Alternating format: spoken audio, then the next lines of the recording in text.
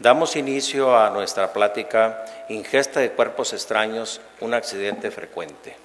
La doctora Idalia Araceli Cura Esquivel, gastroenteróloga, hepatóloga y nutrición pediátrica, y estudió medicina en la Universidad Autónoma de Nuevo León, pediatría en el Hospital Universitario, gastroenterología y nutrición pediátrica en el Centro Médico Nacional Siglo XXI y en el Hospital Materno Infantil Vall d'Hebron de la Universidad Autónoma de Barcelona, en el Hospital Materno Infantil Universitario de La Paz, Universidad Autónoma de Madrid, Servicio de Gastroenterología, Nutrición y Hepatología Infantil.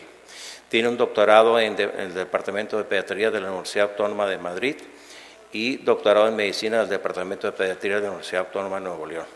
Es médico adjunto del Departamento de Pediatría de la Universidad. Doctora, si gusta pasar, por favor. Bueno, buenas noches. Muchísimas gracias por la invitación. El tema de hoy es un tema muy frecuente. Yo creo que la mayoría de nosotros en algún momento hemos tenido la oportunidad de tener un paciente con una ingestión de cuerpo extraño. Es una cosa tan cotidiana, tan cotidiana a veces que sonaría un poco raro decir de qué vamos a hablar ahora. La ingesta de cuerpos extraños, que es un accidente extremadamente frecuente en la edad pediátrica, no tiene cosas estadísticas que describirse debido a que, como la mayor parte de estos accidentes son en la literatura reportes de casos o series de casos, es un poco difícil hablar de cosas de tendencia con esto. Entonces vamos a hablar un poco de lo que existe, de lo que se describe y un poquito haciendo énfasis en algunas cosas que son particularmente importantes debido a la situación que nos aqueja frecuentemente en nuestro país, que es la escasez de reportes o la escasez de estadística al respecto de cosas importantes de índole médico. Como cultura general, pues el primer reporte de una ingesta de cuerpo extraño data de 1692, cuando alguien de la realeza tuvo a bien ingerir una hebilla de un zapato. A partir de allí se empezó a poner un poco de atención y hay reportes anecdóticos desde entonces. La ingestión de cuerpos extraños corresponde a uno de los motivos de consulta más frecuentes en los servicios de urgencias de cualquier hospital. Y nosotros, como carecemos de algunas cosas, entre esas no tener estadísticas certeras, pues tenemos que mencionar las estadísticas del país vecino, que esos sí son tan obsesivos que tienen números para todo. La Asociación Americana de Centros de Control de Envenenamientos reportó en el 2011 una prevalencia de 110,000 reportes de ingestas de cuerpos extraños y el 85% de estos casos reportados ocurrió en pediatría. De ahí la importancia de lo que el doctor de Hoyos mencionaba hace un momento, el iniciar un programa para reporte de estos casos sería la manera inicial de empezar a tener nuestros propios números. En nuestro país, como ya mencioné, pues no hay estadísticas, todos son casos reporte. En el Hospital Universitario tenemos un trabajo que actualmente está en revisión, esperemos que no lo acepten para publicación, que es uno de las series de casos más grandes reportados aquí en el país. Si ustedes se dan cuenta, nosotros reportamos 344 pacientes en un periodo de 4 años. Haciendo cuentas, esos 344 pacientes dan más o menos alrededor de entre 5 y 7 pacientes por mes más o menos, lo cual es una frecuencia relativamente alta para un hospital en el cual el servicio de pediatría forma parte de un hospital general y no es un hospital pediátrico puro. Entre los cuerpos extraños más comúnmente ingeridos, pues todos hemos visto monedas, las baterías, los juguetes, partes de juguetes son las cosas más frecuentes. Y el tamaño del cuerpo extraño obviamente depende de la edad del bebé y de las aptitudes motoras que ellos tengan. La mortalidad a nivel mundial se reporta de 1 por cada 2.200 niños aproximadamente, aunque hay gente que reporta una mortalidad más alta. De esta serie de pacientes que nosotros tenemos reportados en estos 4 años, tuvimos la desgracia de que uno de nuestros pacientes de 8 meses falleció. Sobre la marcha les contaré un poquito cuál fue la situación porque forma parte de las complicaciones que estos accidentes tan frecuentes pueden tener. Como ya mencioné, el 80% de los casos ocurren en niños menores de 5 años, específicamente entre 1 y 3 años de edad. Y esto depende de la relación que el desarrollo motor tiene para que los niños vayan explorando el entorno en el que se mueven y de el cumplimiento de los hitos que estos bebés tienen sobre su desarrollo, de tal modo que el hecho de tener aptitudes motoras un poquito más específicas sobre la edad va haciendo que los accidentes sean más frecuentes. Y entre 1 y 3 años, recordemos que los niños exploran el mundo con las manos y con la boca. El 65% de los casos generalmente son inadvertidos por los padres o por los cuidadores y generalmente se diagnostican en medio de una evaluación por otra situación o debido a que el niño tiene algún signo o algún síntoma que no encaja en ninguna cosa médica específica. El 98%, como mencionamos, son accidentales. Y las monedas son los cuerpos extraños más comúnmente ingeridos. Cuando yo veo a un paciente con una moneda en el esófago, le digo a la madre que deberíamos darle billetes en lugar de monedas y así evitaríamos que las monedas sean deglutidas por ellos. Es un niño que se ingirió un botón, niño que si ven, un niño más grande de 7 años jugando con un crucifijo, un paciente con una moneda en tercio medio. Los niños de entre 1 y 3 años son las víctimas más comunes y decimos las víctimas porque generalmente esos accidentes ocurren justamente cuando se escapan de la vista del cuidador. Las razones son porque inician la exploración del ambiente y como mencionábamos todo es con la mano y con las manos y con la boca. Tienen ausencia de molares, lo cual no puede hacer que ellos detecten que el cuerpo que se están metiendo a la boca es duro o inclusive que no lo puedan triturar y hacerlo en partículas más pequeñas. Evidentemente no distinguen si esto es comida o no. Y la tendencia a realizar múltiples actividades a la vez propias de esa edad son otras de las causas. El típico niño que mientras está comiendo está jugueteando con alguna otra cosa en las manos. La otra cosa es la ansiedad de nosotros por ponerles adornos a los pequeños. Esta es una nena de 1 año y medio de edad que traía una cuquita puesta en el cabello y que cuando la madre lo buscó y no la encontró, tuvo a bien llevarla a tomar una radiografía. Y encontramos el broche en el estómago. Esto es una grapa metálica de una cerca. Un chiquito de 2 años la encontró en el piso, se la metió a la boca y se la tragó. La mayoría de los pacientes son asintomáticos al momento de la evaluación. Muchos de los objetos ingeridos no causan síntomas y son descubiertos por coincidencia en una radiografía. Y los síntomas de obstrucción causados por el objeto dependen de las características del mismo, dependen del tamaño, dependen del material y obviamente de la edad del bebé o del niño. Nuevamente, si se fijan, una moneda en el píloro y una pila de reloj.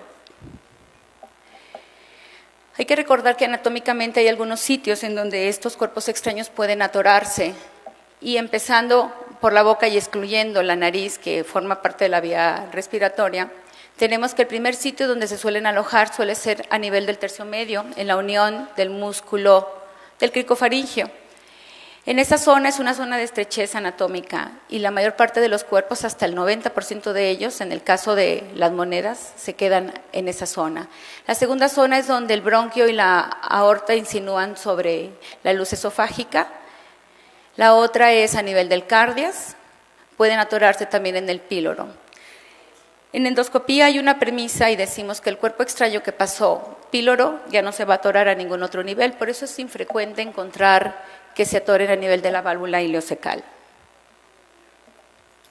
Mencionábamos que la mayoría son asintomáticos y generalmente en el abordaje diagnóstico lo primero que hacemos cuando el padre o la madre acude al servicio de urgencias refiriendo que su niño se tragó algo, es tomar una placa de tórax que incluya el cuello. Si el cuerpo extraño no es visualizado a ese nivel, lo que procede es hacer una radiografía de abdomen. El 75% de los cuerpos extraños mencionaba están impactados en tercio superior, a nivel del cricofaringio. Lo más clásico, las monedas. Un 10 a un 20% a nivel del tercio medio, donde se insinúa el bronquio o el arco aórtico. Un 20% a nivel del cardias, otro más en el píloro, como mencionaba ahora. Pueden encontrarse en duodeno y en el caso del duodeno suelen ser más objetos de gran tamaño u objetos punzantes que se incrustan en la mucosa. La válvula ileocecal es un poquito más infrecuente y generalmente los cuerpos extraños que se incrustan o se atoran en algún nivel del intestino son en pacientes que tienen algún antecedente médico, reparaciones quirúrgicas por atresias, estrecheces por alguna otra tipo de patología. Y a nivel del recto, también los objetos punzantes son los que más comúnmente se suelen quedar allí porque se incrustan, y de estos los objetos punzantes, por ejemplo las agujas, es lo que más frecuentemente ocurre, que gracias a Dios tampoco es frecuente en medio de los accidentes con cuerpos extraños. Por edades también tienen predilección a ingerir cuerpos extraños de ciertas características, y esto depende, como mencionaba hace un rato, de la adquisición de habilidades tanto motoras como de aprendizaje. Es decir, los niños entre más pequeños son, exploran cualquier cosa, y lo más común es que los objetos punzantes, las pilas de reloj que están contenidas en los juegos electrónicos sean las más comúnmente ingeridas en los primeros 3 años, hablando del tamaño. Posteriormente, los objetos no punzantes, cuyo promedio de edad es los 4 años, que generalmente aquí son las monedas, y objetos punzantes alrededor de los 7 a 10 años. Y la razón de los objetos punzantes a esta edad es porque es el típico niño que se está hurgando entre los dientes con una aguja, o trae un tornillo en la boca, o de plano está jugueteando con una grapa. En el Hospital Universitario, de la serie que les mencionábamos hace un rato, pues ya vimos que las más frecuentes fueron las monedas en el casi 70%, después las pilas de reloj y después algunos otros como agujas, tornillos, piedras, pines, canicas y un sinfín de cosas que de pronto uno no puede entender de dónde las sacaron. Ya mencionamos que se pueden atorar a cualquier nivel del tracto digestivo, siendo lo más frecuente a nivel del cricofaringio, posteriormente en el tercio medio, y en el estómago es común no que se atoren, sino que se alojen en el lago mucoso y se hagan un efecto de ventosa y se queden por largo plazo allí, y eso es más común que se asocie con la ingesta de monedas. Y hasta un 30% pueden circular a lo largo del intestino cuando llegan a la atención a urgencias. Los signos y síntomas, pues como todos sabemos, dependerá de las características del cuerpo extraño ingerido y obviamente del sitio donde se queda alojado. Alrededor del 60-70% son asintomáticos, y de los 40% restante, el signo más frecuente es la cialorrea, y generalmente va asociada con la incrustación del cuerpo extraño a nivel del cricofaringio. Los vómitos, cuando el cuerpo extraño está en tercio medio o a nivel de cardias, dolor torácico cuando el cuerpo extraño está a nivel de esófago, en cualquiera de esos 3 segmentos. El dolor abdominal es muy infrecuente y generalmente cuando se presenta tiene que ver con algún dato de complicación. En el caso, por ejemplo, de las monedas, cuando se alojan por más de 3-4 días, la hipersecreción de ácido suele generar un poquito de ardor y eso traducirse como dolor.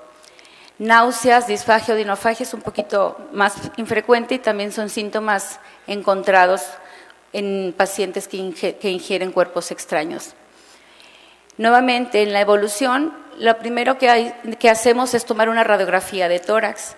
La mayor parte de los cuerpos son radioopacos. El problema son los que son radiolúcidos, porque ahí en ese caso la radiografía no nos es útil.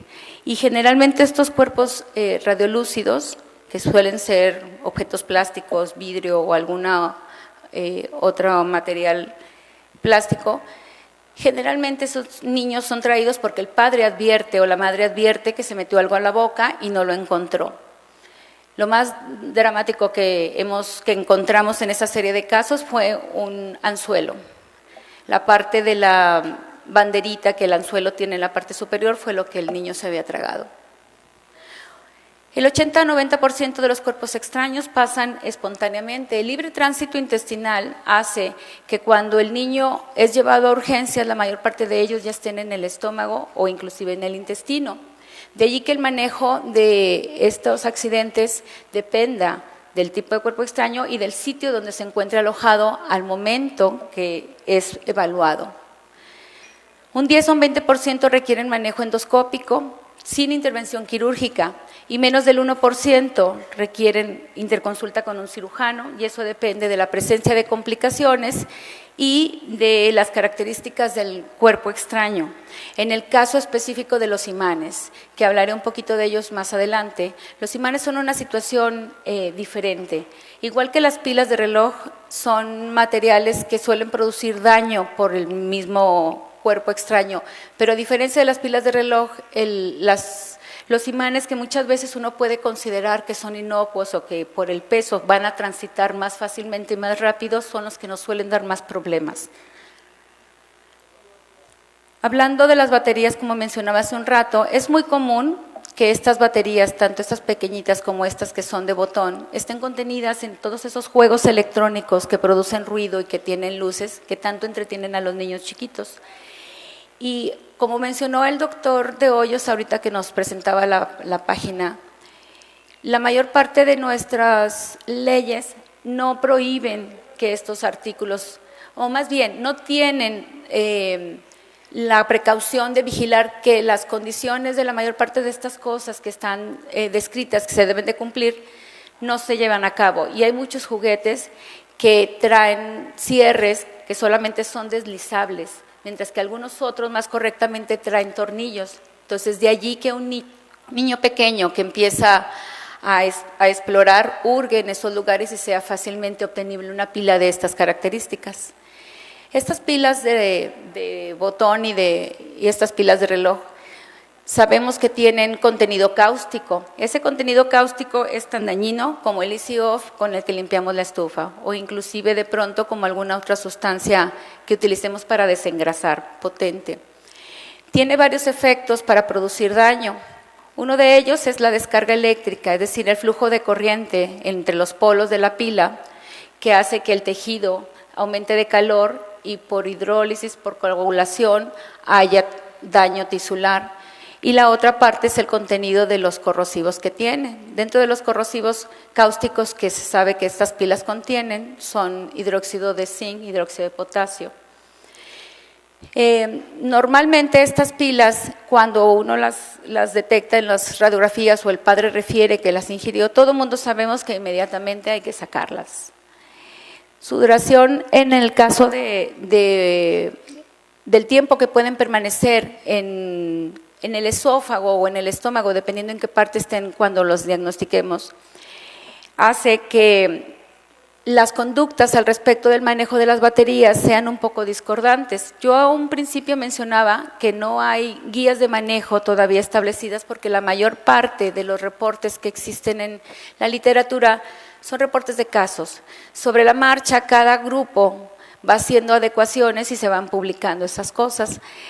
En el caso de las baterías, uno puede leer que de pronto alguien sugiere que las baterías tienen que quitarse inmediatamente, que se evidencian siempre y cuando estén al acceso del endoscopio. Y podemos leer algunas otras personas que dicen que en el estómago pueden mantenerse hasta 48 horas sin producir ningún daño.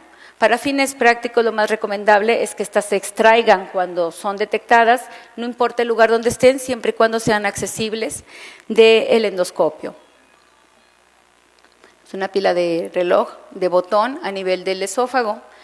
Estas pilas de reloj en las primeras 2 horas, por el efecto que producen de náusea por la zona donde están, suelen corroerse inmediatamente porque las regurgitaciones que produce la arcada hace que la superficie se rompa, y es bien común que cuando esta pila de reloj tenga 1 hora o 2 ya haya quemaduras cáusticas a ese nivel, y entonces la complicación por la ingesta ya no es solamente por el cuerpo extraño, ya hay una quemadura química asociada que puede dar secuelas.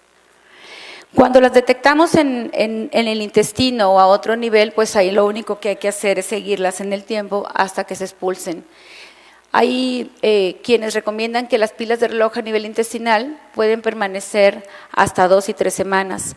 Es imposible que una pila en un paciente que tiene un tránsito intestinal regular permanezca tanto tiempo. Por eso probablemente no se describen complicaciones en estas situaciones.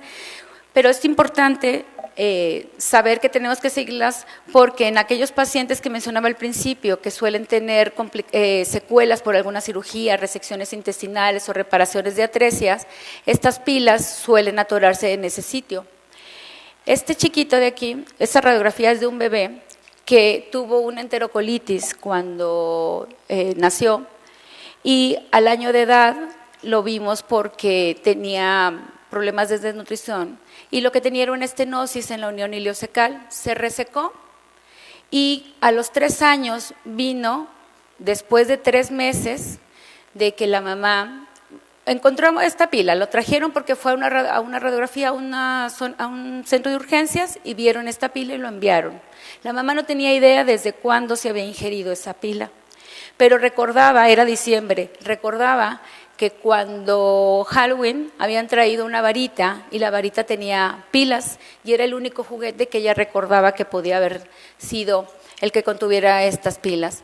Posteriormente supimos que en efecto había sido una pila de ahí y que tenía ya 2 meses atorada en esa zona de la resección quirúrgica en la estrechez que hizo cicatrizal.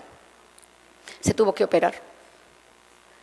Estas pilas de botón normalmente circulan sin compromiso, se atoran en el esófago si son mayores de 2 centímetros, que son generalmente estas pilas, y producen daño en las primeras 4 horas con perforación inclusive en las primeras 6 horas. Suelen producir necrosis por presión, lesión directa por los cáusticos que contienen, generación de corriente a través del contenido líquido de las células y la toxicidad, algunas de ellas, por algunas sales. Les mencionaba hace un rato que en la serie de casos que tenemos en el universitario hubo una muerte y justamente fue una nena de 8 meses que ingirió una pila, en el caso de la bebé, de estas. Y como tenía 8 meses, nadie se dio cuenta porque un bebé de 8 meses no tiene manera de hacer todavía aprehensión con un objeto tan pequeño. Era hija de una mujer que había venido de San Luis a trabajar a Monterrey.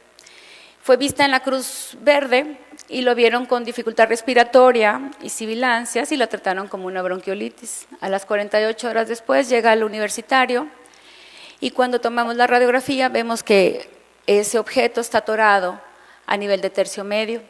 Entramos, la sacamos y lo que vimos es que había una quemadura circunferencial, estaba ya inclusive penetrada y mientras esperaba el quirófano para derivarse, se penetró aorta y se desangró. Entonces es el único caso de muerte que hemos tenido en estos 10 años y fue una cosa muy trágica. Comprenderán que la insistencia en que estos accidentes no deberían ocurrir es muy alta. Entonces, los objetos punzantes, que son otras condiciones especiales, representan el 10% de los cuerpos ingeridos, generalmente alfileres, ganchos, agujas. También pueden circular solos a través del intestino sin detenerse, siempre y cuando sean de ciertas características que ahora voy a mencionar. Y suelen tener complicaciones en un 35% porque se incrustan en la pared intestinal. Este objeto es muy común. Ustedes han visto, yo creo que muchos bebés que de pronto las madres en medio de sus creencias les cuelgan los seguros con las medallas. Es común que se los traguen en medio de un manotazo o en medio de un cambio de ropa. Nosotros en nuestra serie de casos tenemos alrededor de 4 o 5 medallitas y seguros de estas características que les hemos sacado a bebés menores de 1 año. Los imanes son una condición muy, muy especial y a diferencia de lo que pudiéramos pensar, son todavía inclusive más dañinos que las mismas pilas de botón o de reloj que mencionábamos hace un rato. Los imanes, pues sabemos que es un dispositivo magnético que está incluido en muchos objetos que están alrededor del ambiente donde el niño se mueve. Pueden ser artificiales o naturales como cultura general y el primer reporte de perforación intestinal por esta causa fue en el 1995, lo cual quiere decir que anteriormente o no ocurrían o no le daban tanta importancia. En el caso de los imanes, el que más nos interesa, que todos los imanes son dañinos dependiendo del tamaño, dependiendo del grosor y dependiendo del tipo de imán. Los que más nos interesan, que hay que reconocer, son estos imanes desde hace unos años para acá, específicamente alrededor de el 82, que fueron diseñados, creo que por General Electric o algo así fue lo que leí, para agregarlos en los discos duros y en algunos componentes electrónicos. Son imanes que, si ustedes se dan cuenta, forman parte de la decoración de muchos lugares. Hasta nosotros mismos en el consultorio hemos tenido en algún momento estos famosos cuadritos donde están todos esos imanes juntos. Estos imanes son una aleación de una sal que se llama neodimio. Le agregan hierro y le agregan boro para aumentar su potencial de transmisión de conductancia y de magnetismo.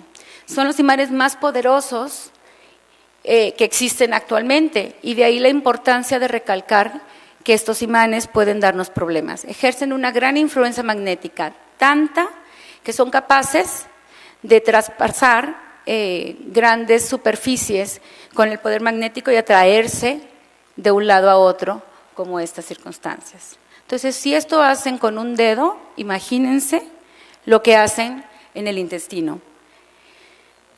Estos imanes tienen un alto riesgo de obstrucción intestinal, primero porque como son objetos que generalmente son del tamaño de un balín, es muy común que los traigan jugando en la boca. Y generalmente no suelen tragarse solo uno, sino tragarse un montón de ellos. Y entonces, a lo largo del intestino, la atracción magnética entre ellos los hace que se apiñonen.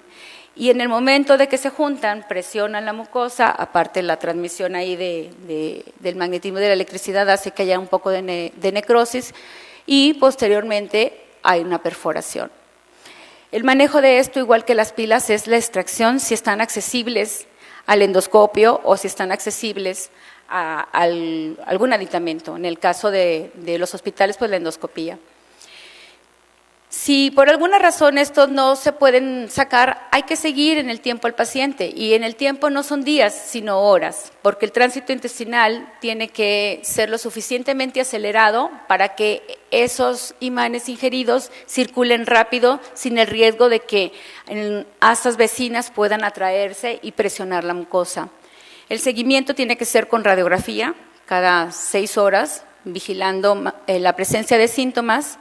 Y la parte importante, evitar cualquier objeto cercano que esté alrededor del paciente, es decir, los cinturones con hebillas o algún objeto metálico en los muebles alrededor o inclusive en la cama.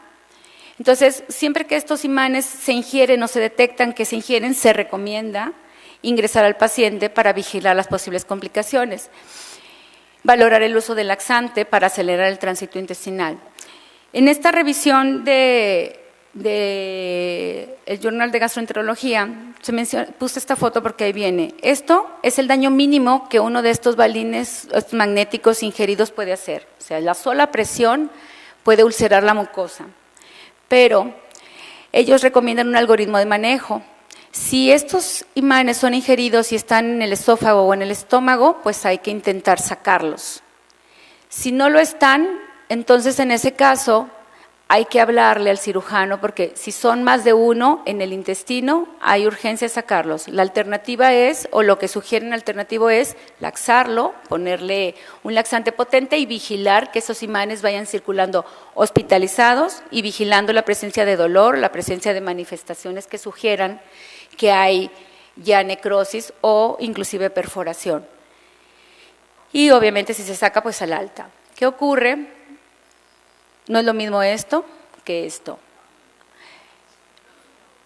Si se fijan, aquí de pronto pareciera que están juntos en una misma asa, sin embargo, si son más observadores, hay un poco de aire libre, hay intestino delgado ya visible, hay niveles hidroaéreos y este paciente estaba perforado. Entonces, la otra conducta es, si están a nivel intestinal y ya no están en el estómago, nuevamente hay que seguirlo y vigilar la presencia de síntomas. Si tenemos a la mano enteroscopía o están susceptibles de extraerse por colonoscopía, fabuloso. Si no, nuevamente hay que hablarle al cirujano para que se acerque y en caso de urgencia, internarlo. Si hay síntomas, evidentemente no hay vuelta de hoja y son quirúrgicos. De modo personal, tuve un paciente que yo no lo vi cuando vino y tengo que aceptar que esto lo recalco mucho porque parte de mi ignorancia no entendía por qué ese paciente se había operado. Un paciente de 8 años que en el consultorio de su pediatra tuvo bien estar jugando con esos imanes que estaban sobre el escritorio y se los echó jugando en la boca y luego se los pasó. Entonces empezó con dolor abdominal y lo que pasó fue eso. Estaban apiñonados en una de las asas y perforaron. En el estómago tenía algunos incrustados en la mucosa y tuvieron que hacer abertura quirúrgica para extraerlos manualmente porque ya estaban penetrados en la mucosa y al niño le fue muy mal, un muchachito de 8 años. Entonces, estas son cosas que de pronto uno lee en las revistas, pero no son tan infrecuentes y hay casos reales al respecto.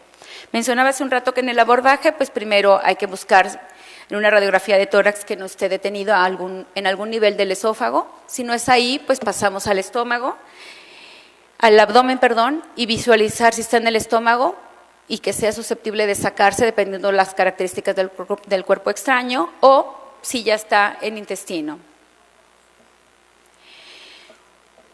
Otros estudios que se pueden realizar, pues de momento no hay ninguna recomendación en el abordaje inicial. La mayor parte de los estudios que se sugieren para la evaluación de estos pacientes dependerá de las complicaciones que estos pacientes presenten sobre la evolución de la ingesta y obviamente de las características del cuerpo extraño ingerido.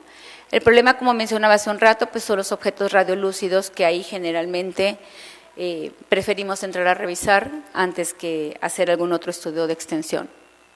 El tratamiento y el manejo general pues depende nuevamente de la edad del paciente, del tipo de objeto, del tiempo de la ingestión, de las manifestaciones que esté teniendo y de la asociación o no con patologías como antecedente, por ejemplo, las atresia esofágicas reparadas. Indicaciones de intervención urgente, y esta es la parte más útil de esta plática. ¿En qué condiciones nosotros tenemos que hacer un abordaje rápido o hacer un tratamiento con intención?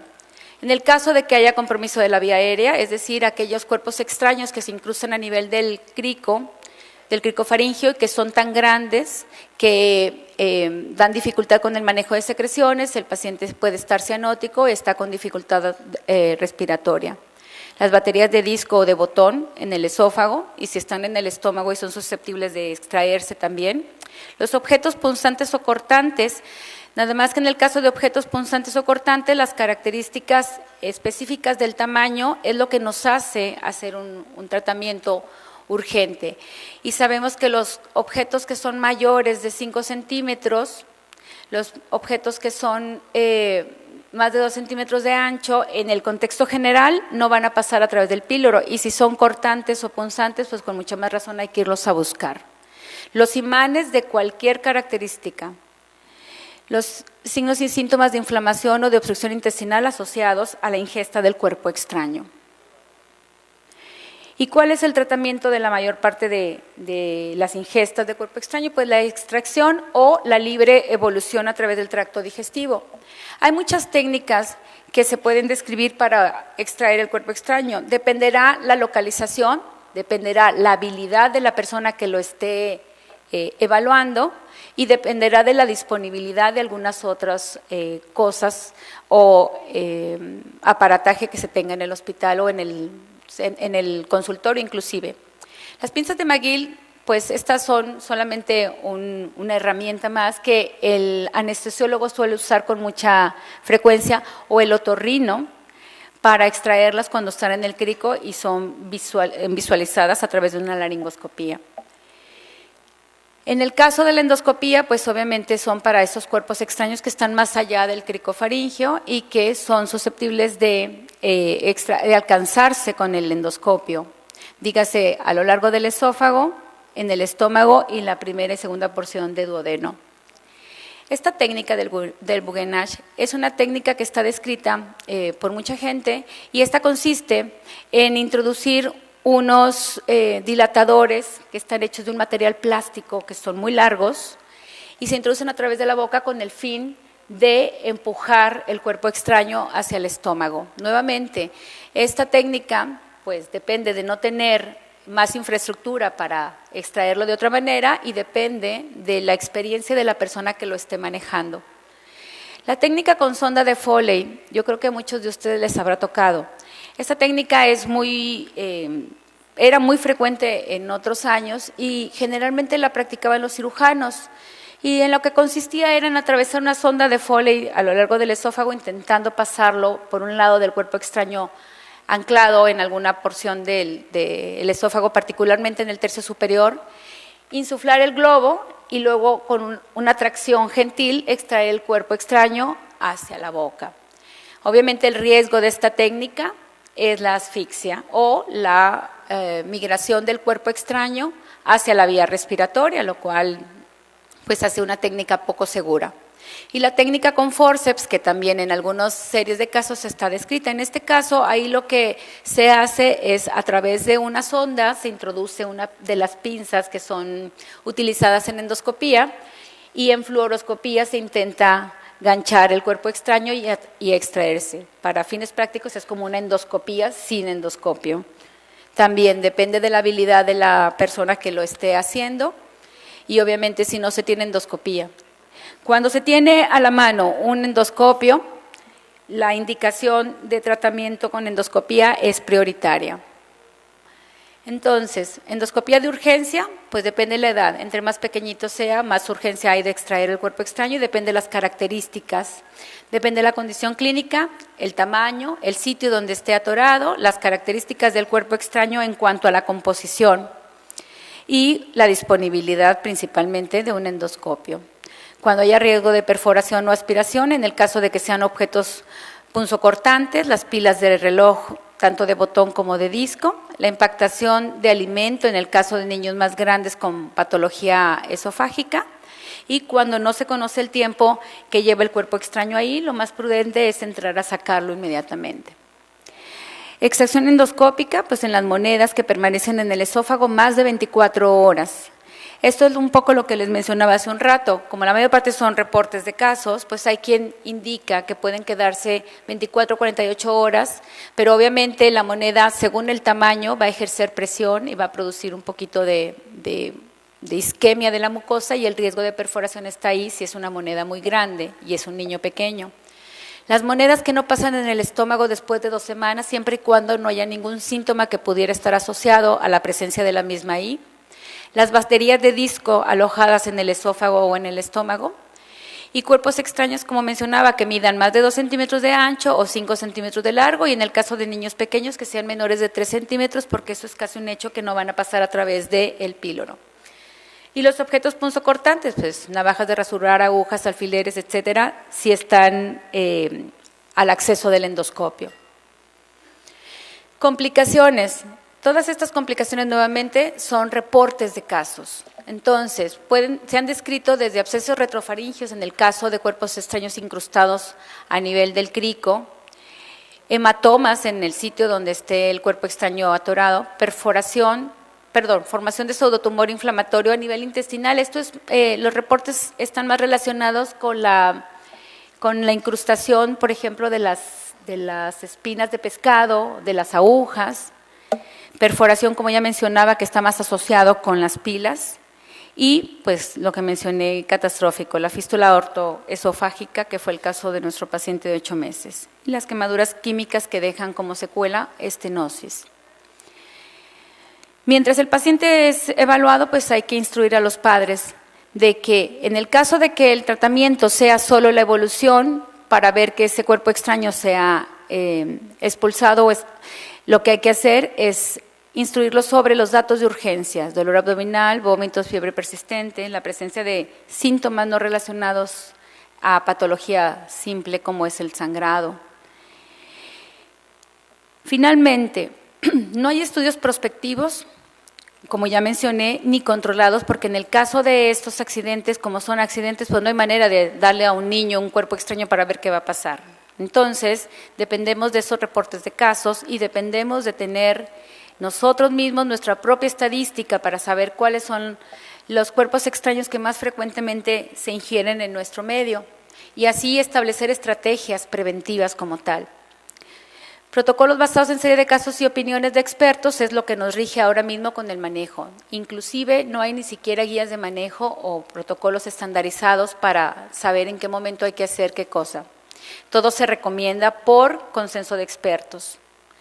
El abordaje es individual y mencionaba, según el cuerpo extraño, según la edad, según la localización y la presencia de síntomas acompañantes. El diagnóstico rápido disminuye las complicaciones, la morbilidad y la estancia hospitalaria. Y recordar que en el caso de los cuerpos extraños radiolúcidos, un estudio radiológico negativo no descarta la presencia de un cuerpo extraño.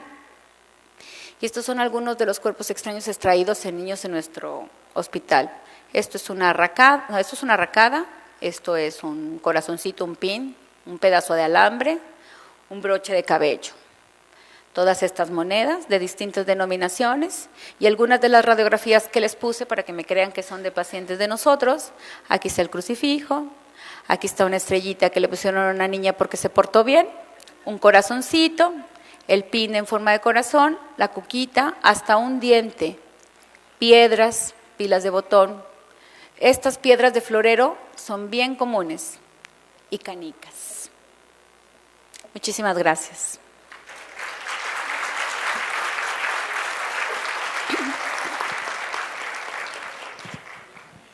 Queremos saber si hay alguna pregunta para la doctora.